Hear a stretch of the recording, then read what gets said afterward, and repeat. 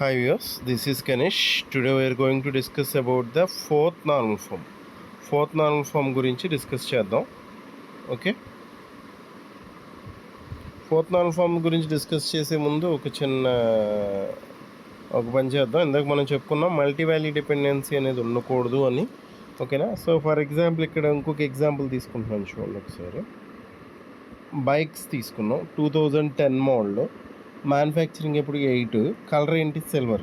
So 2010 year of manufacturing 2008, కానీ colour ఏంటి black.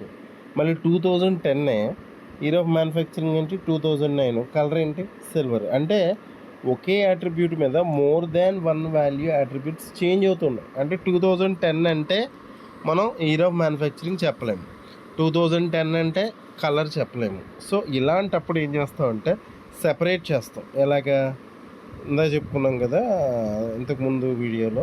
So మోడల్ని బట్టి ఇయర్ ఆఫ్ మ్యానుఫ్యాక్చరింగ్ ఒక టేబుల్ చేస్తాం, మోడల్ని బట్టి కలర్ ఒక టేబుల్ కింద డిస్ప్లే చేస్తాం. ఓకే, ఇది ఫోర్త్ నార్మల్ ఫామ్కి ఎగ్జాంపుల్. Thank you.